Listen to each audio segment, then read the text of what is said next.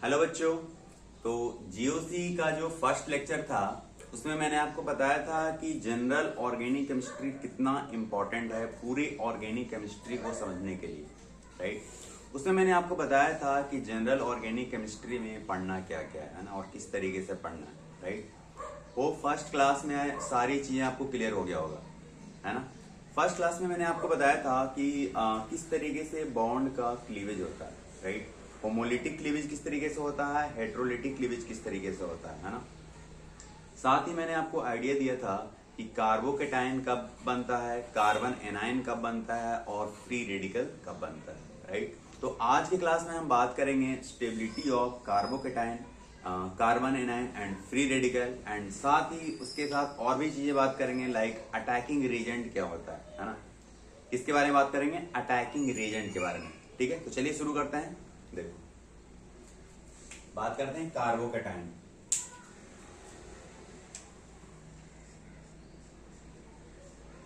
Carbocation carbocation के बारे में मैंने बताया था कि जब हेट्रोलिटिक बॉन्ड क्लीवेज होता है तब क्या बनता है, कार्बोकेटाइन बनता है या फिर कार्बन एनाइन बनता है, राइट। और अगर होमोलिटिक क्लीवेज होता है तब क्या बनता है, फ्री रेडिकल बनता है ना। तो ये जो कार्बोकेटाइन बनता है, जैसे मैंने कुछ एग्जांपल दिया था, methyl carbocation, ethyl carbocation, isopropyl carbocation, है ना। तो जो भी कार्बोकेटाइन है उसका क्या ऑक्टेट कंप्लीट है, क्या वो स्टेबल है, यस और नो। मैंने बताया था कि लास्ट क्लास में ही कि कार्बोकेटाइन जो होता है वो क्या होता है, हाईली अनस्टेबल होता है एंड इवन हाई रिएक्टिव भी होता है, राइट। अब क्यों रिएक्टिव होता है, क्योंकि देखो उसके पास उसका ऑक्टेट कंप्लीट नहीं है ना। उसके पास क्या सॉर्ट ऑफ ऑक्टेट है, राइट। तो एक पॉइंट लिखेंगे इसके बारे में सबसे पहले कि कार्बोकेटाइन जो होता है, कार्बोकेटाइन आर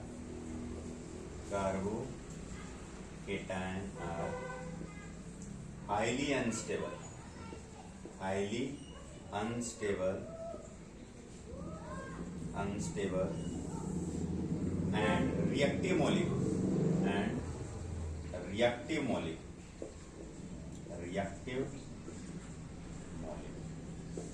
क्लियर है। तो कार्बोकेटाइन क्या होता है, वो अनस्टेबल होता है, राइट। अब रही बात कि चलो ठीक है अनस्टेबल होता है, लेकिन अगर आपको कोई 2 कार्बोकेटाइन दे दिया जाए, कोई 3 कार्बोकेटाइन दे दिया जाए, और अगर आपको उसमें से पूछा जाए कि इसमें से किसका ऑर्डर ऑफ स्टेबिलिटी क्या होगा, ज्यादा होगा, आई मीन इंक्रीजिंग ऑर्डर में पूछा जाएगा, डिक्रीजिंग ऑर्डर में पूछा जाएगा, ठीक है। तो फिर आप कैसे आंसर करोगे, ठीक है। देखो ध्यान से मैं बता रहा हूँ। होता ये है, जैसे मान लो अब मैं आपको 2 कार्बोकेटाइन देता हूँ, ठीक है। जैसे मान लो एक ये कार्बोकेटाइन है CH प्लस CH3 और ये आपका है CH3, ठीक है। एक और कार्बोकेटाइन लेता हूं कुछ इस तरीके से, मान लो C प्लस है एक CH3 इस साइड 2 और ये आपका क्या है 3 CH3, ठीक है। ये जो कार्बोकेटाइन है ये 2 डिग्री कार्बोकेटाइन है। ये जो कार्बोकेटाइन है ये कौन सा है, 3 डिग्री कार्बोकेटाइन है ना। ये कौन सा कार्बोकेटाइन है, ये आपका है 2 डिग्री कार्बोकेटाइन और ये आपका कौन सा है 3 डिग्री, ठीक है। 1 डिग्री 2 डिग्री 3 डिग्री का मतलब तो पता हुआ ना कि 1 डिग्री कार्बोकेटाइन अगर का मतलब क्या होता है। जैसे मान लो एक और ले लेता हूँ, चलो ये 1 डिग्री ले लेता हूँ, CH2 प्लस CH3, ये 1 डिग्री कार्बोकेटाइन है। यहाँ पे जो कार्बोकेटाइन है, आई मीन जो जिस कार्बन के ऊपर प्लस चार्ज है वो एक ही कार्बन वाले ग्रुप से जुड़ा, यहाँ पे 2 ग्रुप से जुड़ा हुआ, इसलिए 2 डिग्री है। इसलिए यहाँ पे क्या 1 2 3, ये क्या 3 डिग्री कार्बोकेटाइन है। तो 1 degree 2 degree 3 degree carbocation, clear है ना। चलो अब हम बात करते हैं कि अगर आपको कार्बोकेटाइन दे दिया जाए उसमें आप स्टेबिलिटी कैसे बताओगे, ठीक है ना। देखो तो 1 डिग्री 2 डिग्री 3 डिग्री होता ही है। मैंने बताया था कि इस जीओसी के पूरे लेक्चर में आपको टोटल 4 इफेक्ट पढ़ने हैं। कौन कौन सा, inductive effect, hyper conjugation, mesomeric and last में क्या था आपका इलेक्ट्रोमेरिक इफेक्ट, क्लियर है ना। उसी इफेक्ट के हेल्प से हम बताते हैं कि स्टेबिलिटी ऑफ कार्बोकेटाइन में कौन ज्यादा स्टेबल होता है और कौन कम स्टेबल होता है, राइट। देखो मैं बताऊंगा, जब मैं आपको इंडक्टिव इफेक्ट पढ़ाऊंगा ना वहां पे मैं बताऊंगा ये जो मिथाइल ग्रुप जो होता है उसका टेंडेंसी क्या होता है, इलेक्ट्रॉन डोनेट करने। इसको बोलते हैं इलेक्ट्रॉन डोनेटिंग ग्रुप बोलते हैं। क्या बोलते हैं, इलेक्ट्रॉन डोनेटिंग ग्रुप, ठीक है। ये जो CH3 है ये क्या है, इलेक्ट्रॉन डोनेटिंग ग्रुप है, इलेक्ट्रॉन डोनेटिंग ग्रुप है, डोनेटिंग ग्रुप, ठीक है, जब इंडक्टिव पर पढ़ाऊंगा उस टाइम मैं बताऊंगा, ठीक है। अब सुनो ध्यान से, मुझे एक बात बताओ, यहाँ पे कार्बन के ऊपर कौन सा चार्ज है? प्लस चार्ज, मतलब इलेक्ट्रॉन डेफिशिएंट है। ये भी इलेक्ट्रॉन डेफिशिएंट है, ये भी इलेक्ट्रॉन डेफिशिएंट है, ये भी इलेक्ट्रॉन डेफिशिएंट है, राइट। तो मुझे बताओ ये स्टेबल कब होगा? जब कोई इसको इलेक्ट्रॉन देगा। ये जो कार्बन के ऊपर जो प्लस चार्ज है ये स्टेबल कब होगा? जब कोई इसको इलेक्ट्रॉन देगा, राइट। तो यहाँ पे इलेक्ट्रॉन देने वाले कितने ग्रुप हैं? एक ग्रुप है, दो ग्रुप है और टोटल तीन ग्रुप, दो और तीन। तीनों इलेक्ट्रॉन को डोनेट कर रहा है, किसको? C प्लस को, कार्बोकेटाइन। यहाँ पे ऐसे दो ग्रुप हैं जो डोनेट कर रहे हैं, यहाँ पे टोटल एक ही ग्रुप है जो इधर से डोनेट कर रहा है, राइट। तो मुझे एक बात बताओ, अगर प्लस चार्ज धीरे धीरे डिक्रीज हो जाएगा, ये जो प्लस चार्ज है धीरे धीरे डिक्रीज हो जाएगा, तो इसका मतलब हम क्या बोलेंगे कि कार्बोकेटाइन आपका स्टेबल होने वाला है, राइट। और यहाँ पे जो 3 डिग्री कार्बोकेटाइन में स्टेबल इसलिए मैं बोल रहा हूँ क्योंकि यहाँ पे टोटल 3 ग्रुप हैं, एक मिथाइल, दो मिथाइल और 3 मिथाइल। तो कुल मिलाकर के देखा जाए तो मेरे अकॉर्डिंग तो ऐसा लग रहा है कि 3 degree carbocation is more stable then 2 degree, 2 degree carbocation is more stable then 1 degree. पूछो क्यों? देखो 3 डिग्री कार्बोकेटाइन में टोटल कितने ग्रुप हैं? इलेक्ट्रॉन डोनेटिंग ग्रुप 1 2 3, यहाँ पे 1 2 और यहाँ पे कितने हैं? एक ही। तो सबसे ज्यादा स्टेबल कौन हुआ? 3 डिग्री कार्बोकेटाइन। उसके बाद 2 डिग्री, उसके बाद क्या होगा? 1 डिग्री। बोल बात समझ में आया? तो कार्बोकेटाइन में स्टेबिलिटी का ऑर्डर समझ में आ गया होगा, है? तो चलो इसको नोट डाउन कर लो। Order of stability of carbocation क्या हो जाएगा? सबसे पहले 3 डिग्री, उसके बाद 2 डिग्री, उसके बाद क्या हो जाएगा? 1 डिग्री। बोलो समझ में आ गया? तो कार्बोकेटाइन क्लियर हो गया होगा कि कार्बोकेटाइन में किस तरीके से ऑर्डर ऑफ स्टेबिलिटी बताते हैं, है ना। अब मुझे एक बात बताओ कि अगर यही कार्बन एनायन होता तो, जैसे मान लो यहाँ पे मैं बताता हूँ कार्बन एनायन के बारे में। कार्बन यहाँ पे क्या होगा? क्या दोनों में ऑर्डर सेम रहेगा? चलो मैं एग्जांपल लेता हूँ। देखो ये मान लो CH नेगेटिव, ये CH3 है, ये CH3। ये मान लो C नेगेटिव, एक CH3, दो CH3 और ये 3 CH3, ठीक है। ये आपका 2 डिग्री कार्बन एनायन है, ये आपका 3 डिग्री कार्बन एनायन है। तो चलिए बताइए, मैंने आपको बता दिया कि जो मिथाइल ग्रुप होता है उसका टेंडेंसी क्या होता है? इलेक्ट्रॉन डोनेट करना। इसका टेंडेंसी क्या होता है? इलेक्ट्रॉन डोनेट करना। तो ये इलेक्ट्रॉन डोनेटिंग ग्रुप हो गया, ये आपका दोनों इलेक्ट्रॉन डोनेटिंग ग्रुप है। कार्बन के ऊपर पहले से नेगेटिव चार्ज है और अभी अगर आप इसको इलेक्ट्रॉन दोगे, अगर और ढेर सारे इलेक्ट्रॉन डोनेटिंग ग्रुप लगा दोगे तो कार्बन के ऊपर नेगेटिव चार्ज क्या होगा? ज्यादा हो जाएगा ना। और अगर नेगेटिव चार्ज इंक्रीज हो जाएगा तो वो स्टेबल होगा या अनस्टेबल होगा? वो क्या हो जाएगा? अनस्टेबल होगा। मैंने बताया था कि विदाउट चार्ज स्पीसीज जो होता है ना वो मोर स्टेबल होता है। क्या नोट करके लिखना कहीं?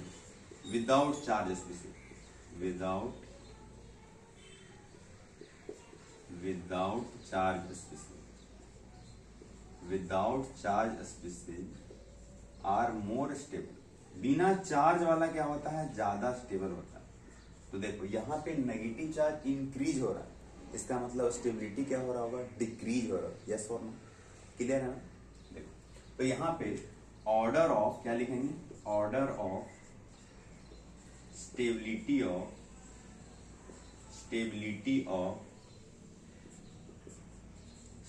ऑफ कार्बन एनायन क्या हो जाएगा? उल्टा हो जाएगा, है ना। क्या हो जाएगा बताओ? 1 डिग्री ज्यादा स्टेबल हो जाएगा, उसके बाद क्या बोलेंगे? 2 डिग्री, उसके बाद क्या बोलेंगे? 3 डिग्री। क्लियर है? तो order of stability of carbon anion समझ में आ गया होगा ना कि किस तरीके से ऑर्डर ऑफ स्टेबिलिटी लिखते हैं। कार्बोकेटाइन भी हो गया, कार्बन एनायन भी हो गया, राइट। एक और हम बात करते हैं जिसके बारे में मैंने बताया था, फ्री रेडिकल के बारे में। अब आप बताओ कि फ्री रेडिकल में क्या होगा? और फ्री रेडिकल कब बनता है? जब होमोलिटिक बॉन्ड क्लीवेज होता है। कौन सा? होमोलिसिस भी उसको बोलते हैं, है ना। जब अपना अपना इलेक्ट्रॉन, आई मीन जिसको बोला था हमने equal distribution of electron takes place, है ना, वहां पे क्या बनता है? फ्री रेडिकल बनता है, राइट।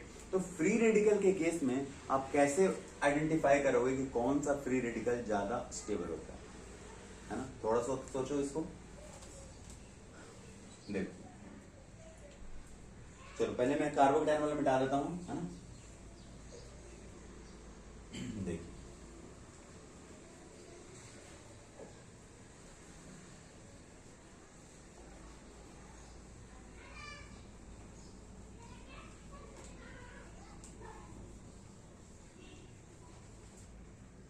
अब हम बात करेंगे फ्री रेडिकल के बारे में।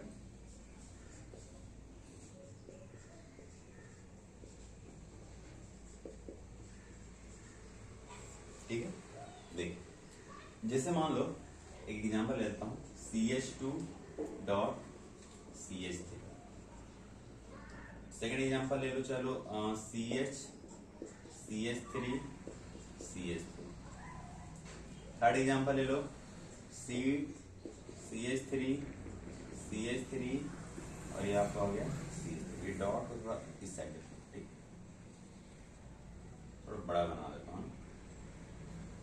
देखिए ये 1 डिग्री है, ये 2 डिग्री है, और ये क्या है 3 डिग्री।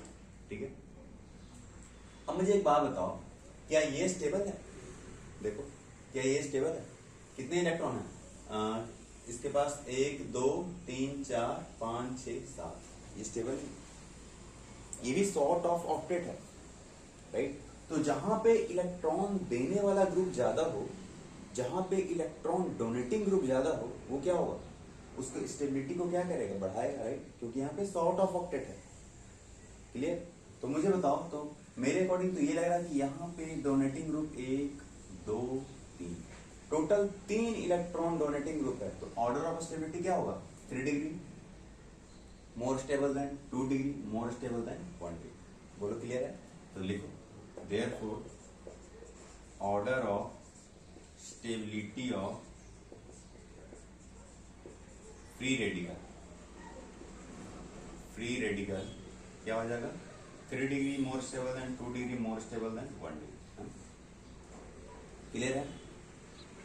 आपने एक चीज नोटिस किया कि कार्बोकैटायन एंड फ्री रेडिकल में दोनों में ऑर्डर क्या है? सेम ही। लेकिन कार्बन एनायन में ऑर्डर क्या हो जा रहा है? जस्ट रिवर्स हो जाता है। ठीक है, तो carbocation, carbon anion and free radical में आप इस तरीके से ऑर्डर क्या रखें। क्लियर है? अब देखो, अब मैं आपको बताता हूं, ये जो कार्बोकैटायन है, कभी कभी क्वेश्चन पूछा जाता है कि कार्बोकैटायन का शेप कैसा होता है? कार्बोकैटायन का शेप क्या होता है? ठीक है, उसी तरीके से कार्बन एनायन का ये पूछा जाता है। ठीक है, देखो कार्बोकैटायन,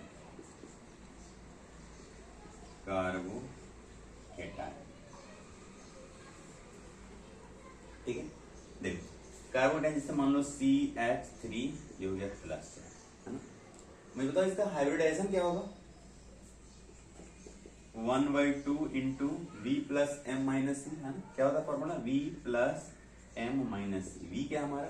वैलेंस शेल में कितने इलेक्ट्रॉन है? M क्या है? मोनोवैलेंट। C क्या है? चार्ज, है ना। तो वैलेंस शेल में कितने इलेक्ट्रॉन है? सेंटर एटम का 1/2 इंटू कार्बन है ना, सेंटर कितना 4, प्लस मोनोवैलेंट कितने हैं? हाइड्रोजन है ना, कितने 3 है। चार्ज कितना? +1 है ना, तो मतलब माइनस ऑफ प्लस 1। कितना मिल गया? 7 - 1 कितना? 6/2 कितना? 3। इसका मतलब क्या है? ये sp2 हाइब्रिडाइजेशन। कौन सा हाइब्रिडाइजेशन है? sp2। क्लियर है? sp2 का मतलब क्या? Trigonal planar. sp2 का मतलब क्या हो गया? ये trigonal planar, trigonal planar. Good, clear है? तो अगर कार्बोकैटायन का अगर पूछा जाए तो क्या बोलूंगा? वो क्या है? होता है sp2 I mean trigonal planar, right. और वही अगर कार्बन एनायन का पूछ दे तो बताओ, कार्बन एनायन उसका ऑर्डर क्या होगा? सॉरी, उसका हाइब्रिडाइजेशन क्या होगा? जैसे मान लो CH3 नेगेटिव, ठीक है। तो इसका हाइब्रिडाइजेशन क्या होगा बताइए? हाइब्रिडेशन होगा 1/2 into V plus M minus C, है ना। V plus M minus C। सो 1/2 इंटू वैलेंस सेल में कितने इलेक्ट्रॉन है कार्बन का? 4, प्लस 3 माइनस ऑफ -1 कितना? +1 कितना आ गया? 8/2 कितना? 4, मतलब sp3 हो गया, है ना। अब चूंकि ये CH3 है, इसका शेप क्या होगा? पिरामिडल होगा, है ना। इसका शेप क्या होगा? इसका सेफ क्या होगा, पिरामिडल।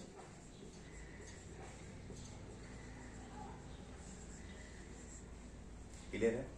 तो कार्बोकेटाइन भी हो गया, कार्बन एनाइन भी हो गया, फ्री रेडिकल भी हो गया, राइट। इसके बाद हम बात करते हैं अटैकिंग रीजेंट के बारे में। किसके बारे में बात करेंगे? अटैकिंग रीजेंट के बारे में, ठीक है। जल्दी से इसको नोट डाउन कर लो। चलो मैं इसको मिटा रहा हूं। देखिए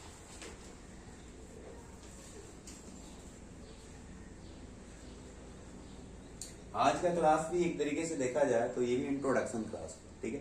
अगले क्लास में मैं आपके लेकर के आऊंगा इंडक्टिव इफेक्ट, उसके बाद मिजोमेरिक इफेक्ट, उसके बाद कौन सा, इलेक्ट्रोमेरिक इफेक्ट है, और एक और लास्ट में क्या बच जाता है, हाइपर कॉन्जुगेशन, ठीक है।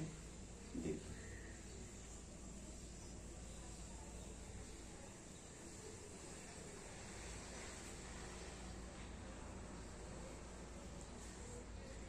अब हम बात करते हैं अटैकिंग रीजेंट। क्या? Attacking reagent.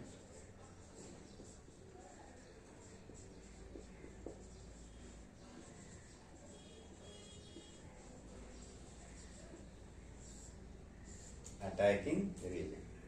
अब यहाँ पे जो अटैकिंग रीजेंट में आपको जो मेन जो इम्पोर्टेंट जो है वो है इलेक्ट्रोफाइल पढ़ना है और क्या पढ़ना है, न्यूक्लियोफाइल, राइट। लेकिन सबसे पहले मैं आपको अटैकिंग रीजेंट समझा देता हूँ।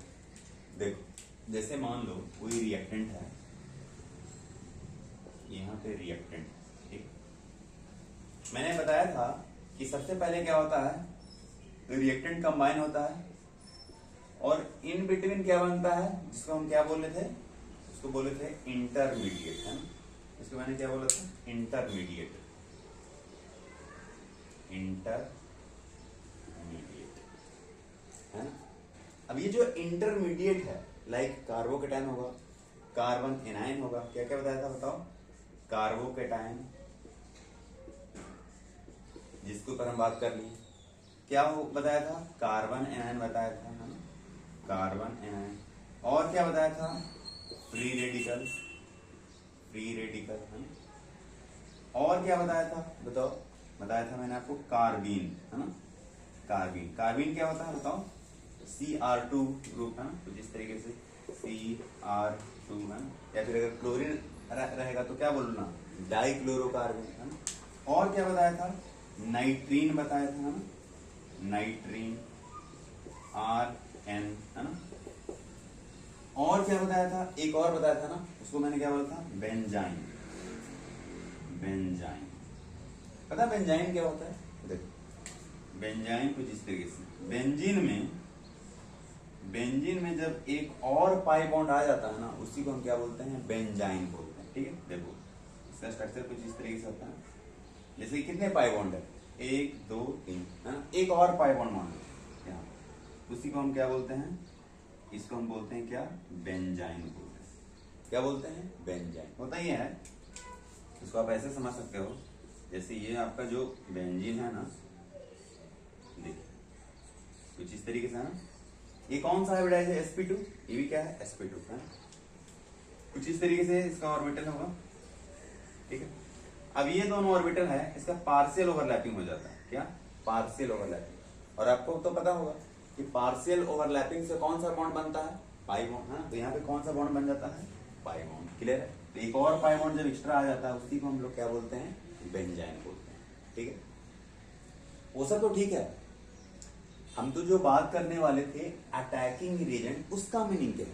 तो देखो अटैकिंग रीजेंट का मतलब होता है कि जो रीजेंट हम लोग जो मोस्ट कॉमन यूज करने वाले हैं, वो यूज करने वाले हैं इलेक्ट्रोफाइल एंड न्यूक्लियोफाइल। वो इस पे अटैक होता है, किस पे, रिएक्टेंट पे, यहाँ पे अटैक होता है, अटैकिंग रीजेंट आप यहाँ पे लिखो, या फिर कहाँ पे अटैक होता है, इंटरमीडिएट पे, तो या फिर आप यहाँ पे ऐड कर लो attacking reagent,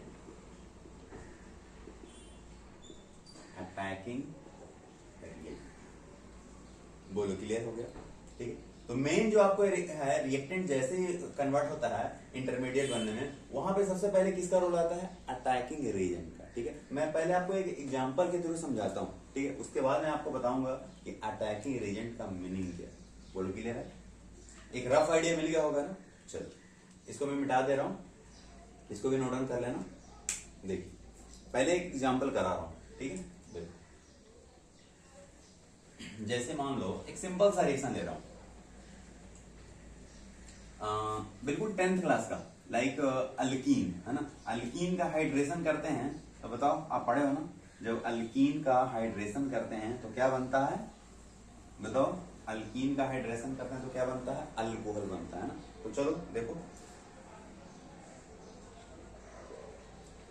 hydration of alkyne, hydration of alkyne. इस एग्जाम्पल के माध्यम से मैं आपको बताऊंगा कि इसमें कौन अटैकिंग एजेंट है, कौन इंटरमीडिएट है। क्लियर है? हाइड्रेशन ऑफ अल्कीन, जैसे मान लो ये अल्कीन, मैं अनसिमेट्रिकल अल्कीन ले रहा हूं, ठीक है, ताकि मैं आपको ये भी बता सकूं कि जो यहाँ पे जो इंटरमीडिएट बनने वाला है, कहीं कहीं पे एक से ज्यादा इंटरमीडिएट बनेगा, एक से ज्यादा कार्बोकेटायन बनेगा। और कार्बोकेटायन में आपको स्टेबिलिटी, और स्टेबिलिटी के लिए मैंने आपको बता दिया है कि 3 degree more stable then 2 degree, 2 degree more stable then 1 degree, right. तो चलो देखो, एक मैं अनसिमेट्रिकल अल्कीन ले रहा हूं कुछ इस तरीके से, ठीक है।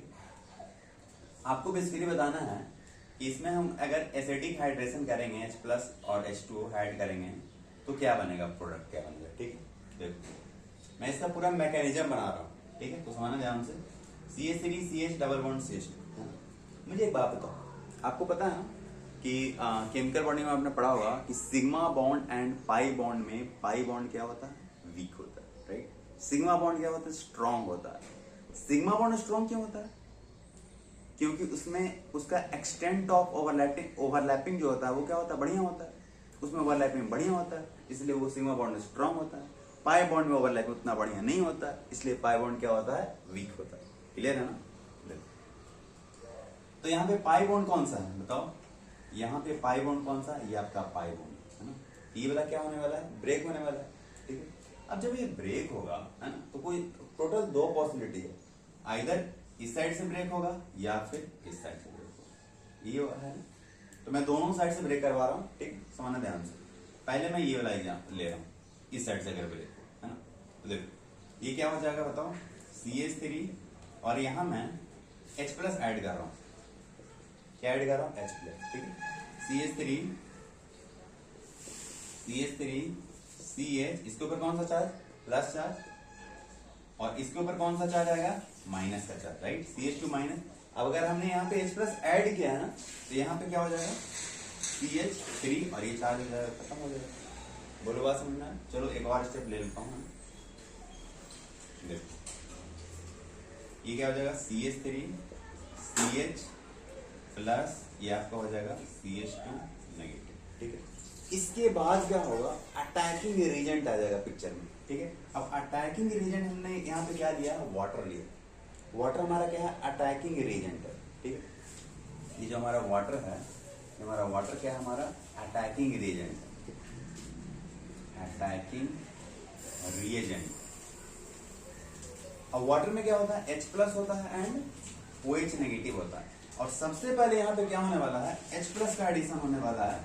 अब इसीलिए जब H+ का एडिशन सबसे पहले होता है ना, मैं आपको अभी थोड़ी देर के बाद बताऊंगा, H+ को बोलते हैं इलेक्ट्रोफाइल और OH- को बोलते हैं न्यूक्लियोफाइल, ठीक है। तो जिसका पहले एडिशन होगा उसको बोलते हैं इलेक्ट्रोफिलिक एडिशन रिएक्शन।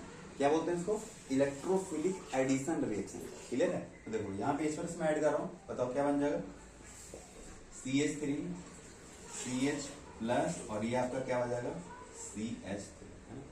ये आपका कौन सा कैटायन है, कार्बोकेटायन, 2 डिग्री कार्बोकेटायन, राइट। अगर आप यहाँ पे इस साइड से अगर आप करते तो यहाँ पे क्या बनने वाला था, बताओ, इस साइड से बताओ जल्दी से, CH3 CH,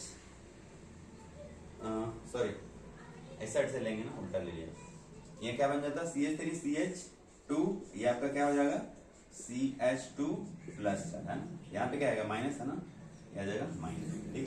फिर से H+ का एडिशन कर दो, यहाँ पे क्या बन जाएगा, CH3 CH2, ये आपका हो जाएगा CH2+, है ना। ये जो कार्बोकेटायन है ये 1 डिग्री कार्बोकेटायन है, और ये जो कार्बोकेटायन है वो 2 डिग्री कार्बोकेटायन है। तो आपको पता है ना कि 2 degree carbocation more stable then 1 degree carbocation, ठीक है। तो ये ज्यादा स्टेबल है ना, हम इसको लेकर के चलेंगे, राइट। तो अब बताओ, H+ का एडिशन हो गया, उसके बाद किसका एडिशन होगा, बताओ जल्दी से। उसके बाद होगा OH नेगेटिव पर। OH नेगेटिव कहाँ पर अट्रैक्ट हो जाएगा, यहाँ पे, प्लस माइनस, है ना। तो क्या बन जाएगा, CH3 CH, ये आपका हो जाएगा OH और ये आपका क्या हो गया CH3, ये आपका बन गया अल्कोहल। तो समझ में आया कि अटैकिंग रिएजेंट क्या है और यहाँ पे इंटरमीडिएट क्या है। बच्चों ये वाला जो पोर्शन है, ये वाला जो कंपाउंड है, इसको बोलते हैं इंटरमीडिएट। कार्बोकेटायन बना है, इसको क्या बोलते हैं इंटरमीडिएट। क्या बोलते हैं इंटरमीडिएट। और ये जो H+ है, इसको हम लोग क्या बोलते हैं, इसको बोलते हैं अटैकिंग रिएजेंट। Attacking reagent. बोलो बात समझ में आ गई। तो एक पार्टिकुलर रिएक्शन में किसको इंटरमीडिएट बोलते हैं, किसको अटैकिंग रिएजेंट बोलते हैं, ये चीज क्लियर हो गया है ना। चलो इसको नोट डाउन करो, इसके बाद मैं बताता हूं कि यहाँ पे ऐसा कौन कौन सा अटैकिंग रिएजेंट के बारे में बात करने वाले हैं। ठीक है, देखो हो गया, इसको मैं मिटा देता हूँ। ठीक है,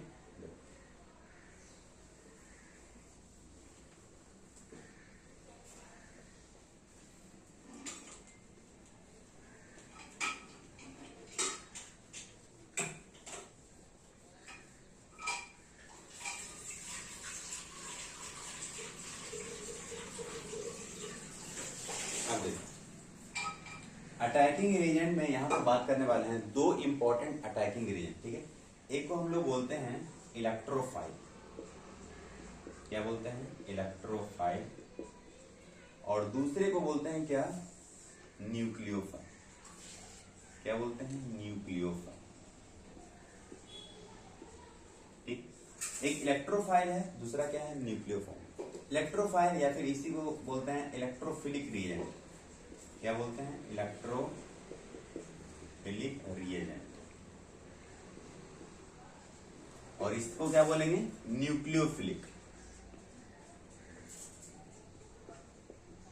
न्यूक्लियोफिलिक रिएजेंट। ठीक, ये हमारा इलेक्ट्रोफाइल है, ये न्यूक्लियोफाइल। इसको इलेक्ट्रोफिलिक रिएजेंट बोलते हैं, इसको न्यूक्लियोफिलिक रिएजेंट बोलते हैं। ठीक, देखो आपको पता है इलेक्ट्रोफिलिक का मतलब क्या। इलेक्ट्रो, यहाँ पे दो चीजें जुड़ा हुआ है ना, दो वर्ड है इलेक्ट्रो एंड फिलिक। इसका मतलब पता क्या होता है, इसका मतलब होता है इलेक्ट्रॉन लविंग स्पीसीज। ठीक, इसका मतलब क्या होता है इलेक्ट्रॉन, चलो इस साइड लिख रहा हूं, electron loving, electron loving species. ठीक है, या फिर आप इसको बोल सकते हो इलेक्ट्रॉन डेफिशिएंट स्पीसीज। अब देखो जिसके पास इलेक्ट्रॉन की कमी होगा वही इलेक्ट्रॉन से लव करेगा, राइट। तो यहाँ पे एक और चीज ऐड कर लो, इलेक्ट्रॉन डेफिशिएंट,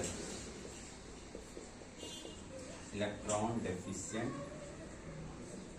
ठीक है, उसी तरीके से अगर हम यहाँ पे बात कर रहे हैं, यहाँ पे क्या लिखा हुआ है nucleophilic.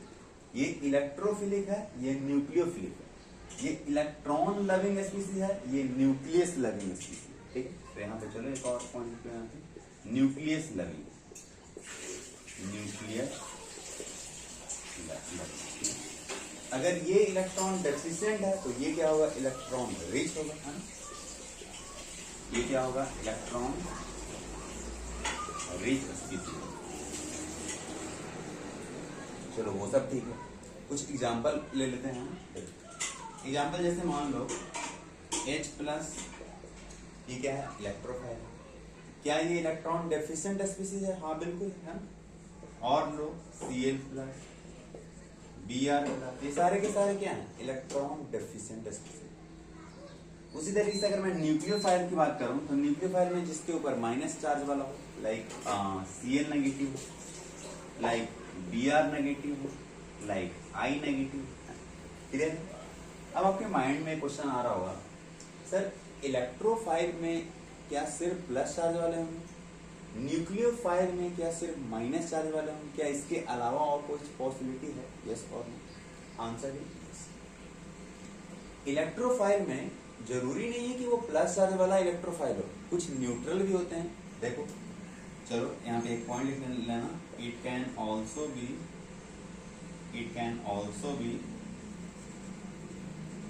Scene in neutral molecule, neutral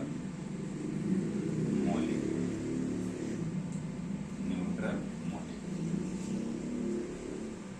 जैसे कार्बीन का एग्जांपल ले लो, कार्बन क्या होता है ER2, ये भी क्या है इलेक्ट्रोफाइल। क्यों है ये इलेक्ट्रोफाइल? क्योंकि ये इलेक्ट्रॉन डेफिशिएंट स्पीशीज है, इसके पास इलेक्ट्रॉन की कमी है। आप देख सकते हो कार्बन कितने बॉन्ड बना, 1 2 2 2 कितना हो गया 4 इलेक्ट्रॉन, 4 और इसके पास कितना 1 और 1 2 6 इलेक्ट्रॉन, 6 इलेक्ट्रॉन है। 6 मतलब क्या, सेक्सटेट ऑफ इलेक्ट्रॉन है, इसके पास इलेक्ट्रॉन की कमी है, ये इलेक्ट्रॉन डेफिशिएंट स्पीशीज, ये इलेक्ट्रोफाइल, राइट। उसी तरीके से आप नाइट्रीन ले सकते हो, उसी तरीके से आप कार्बोकैटायन ले सकते हो। जितने भी हमने कार्बोकैटायन देखा वो क्या था, कार्बन के ऊपर प्लस इलेक्ट्रॉन डेफिशिएंट स्पीशीज था, हाँ। कार्बोकैटायन ले लो, चलो कार्बोकैटायन तो आप यहीं पे ऐड कर दो, प्लस वाला ना कार्बोकैटायन। और क्या ले सकते हो, जितने भी आप न्यूट्रल मॉलिक्यूल पढ़ते हो उसमें से जिसमें सॉर्ट ऑफ ऑक्टेट हो, लाइक BF3 ले लो, लाइक AlCl3 ले लो, लाइक BeCl2 ले लो, ये सारे के सारे क्या है, ये इलेक्ट्रॉन डेफिशिएंट स्पीशीज, इसके पास इलेक्ट्रॉन की कमी है। ये किसके जैसा बिहेव करेंगे, ये इलेक्ट्रोफाइल जैसा बिहेव करेंगे। बोलो बात समझ में, राइट। उसी तरीके से अगर हम बात करते हैं न्यूक्लियोफाइल में, तो जरूरी नहीं है कि न्यूक्लियोफाइल में सिर्फ और सिर्फ नेगेटिव चार्ज वाले होंगे, न्यूट्रल वाला भी हो सकता है। देखो ध्यान से, जैसे Cl minus, Br minus, I minus, है ना। इसके अलावा माइनस चार्ज में क्या ले सकते हो, कार्बन एनायन ले सकते हो, है ना, कार्बन एनायन। अब न्यूट्रल भी हो सकता है ना। तो चलो एक पॉइंट इसमें लिख लो, it can also be seen in neutral molecule.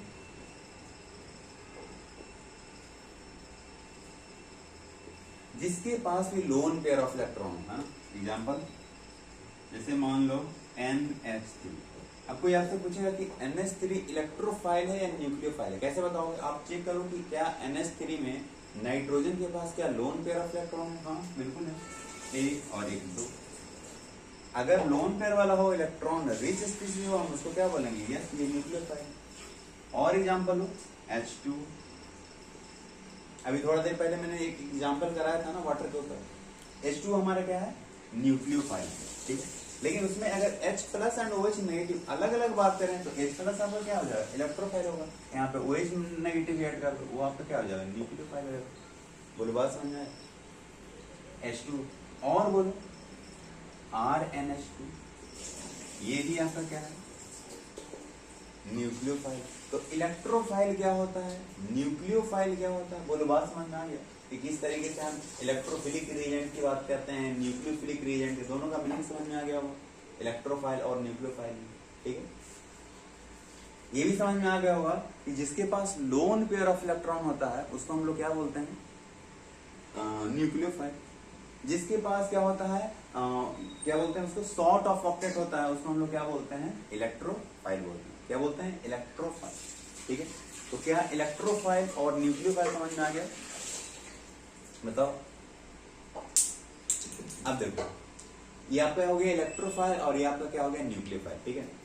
तो आज की क्लास में मैं आपको बस करवाता हूँ इलेक्ट्रोफाइल एंड न्यूक्लियोफाइल के बारे में, ठीक है, इतना तक ही रखता हूँ। अगले क्लास में मैं आपको बताने वाला हूँ एक इम्पॉर्टेंट सा कौन सा, जिसको आप क्या बोलते हो, इंडक्टिव इफेक्ट, है ना।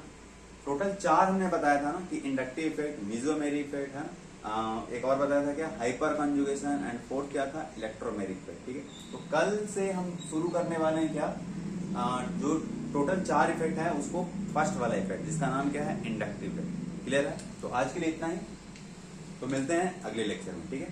Thank you.